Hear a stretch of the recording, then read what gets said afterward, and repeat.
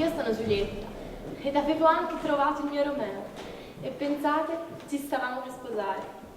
Ma andiamo per ordine. Io ho avuto una vita molto complicata. Soffro anche di claustrofobia, ma non so perché. Mia zia mi racconta sempre che quando ero piccola mia madre mi chiudeva per delle ore in uno sgabuzzino al buio ed io urlavo, piangevo, ma tanto non me lo ricordo. Poi diciamo che in famiglia sono stata poco, nel senso che quando avevo 5 anni mia madre ha deciso di mandarmi in collegio perché ero non desiderata. Tu mi hai rovinato la vita, io non ti ho mai voluta, mi ha detto. Sono rimasta in collegio fino ai 17 anni e no vabbè, questo me lo risparmio, penso possiate immaginare. Tornata in famiglia comunque la situazione non era molto migliorata.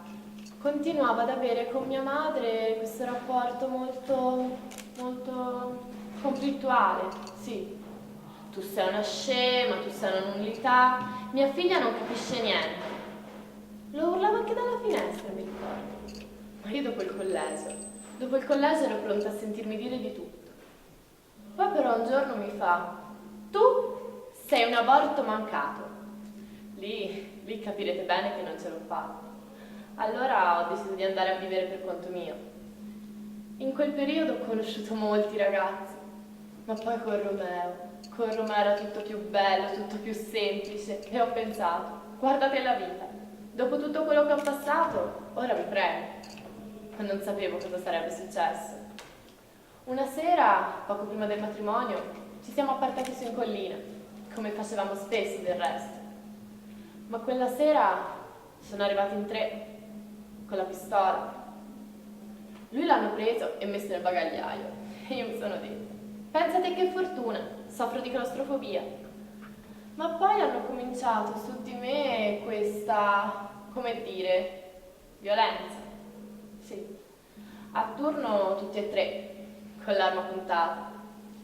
Mi sembra anche che avessero un passamontagna, ma non mi ricordo bene. Comunque, te mentre sei lì non puoi fare altro che subire, del resto sei sotto minaccia. Ma la cosa divertente è che io non pensavo a me che rischiavo di morire. Mi chiedevo, anzi, mi tormentavo su come stesse lui, che stava là, chiuso nel bagagliaio. Poi all'improvviso tutto è finito e i 3 se ne sono andati.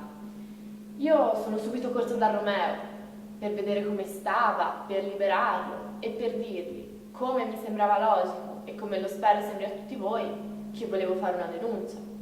Ma lui mi dice che no, io dovevo stare zitta, nessuno lo doveva sapere, questa cosa doveva rimanere fra me e lui. Io non ci potevo credere, ma con calma gli ho chiesto almeno di accompagnarmi per fare da testimone.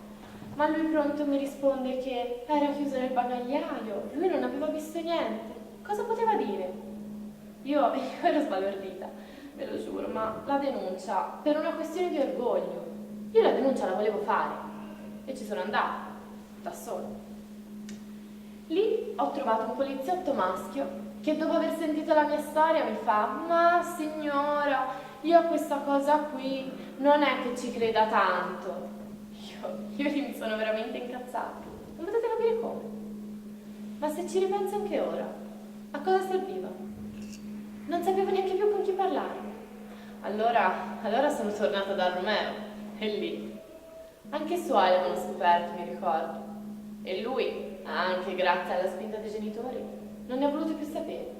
E non ci siamo neanche sposati. Ma sapete che c'è? A me non me ne frega niente. Io sono nata, non sono un aborto. E voglio vivere la mia vita a testa alta e senza nascondere. Peggio per lui.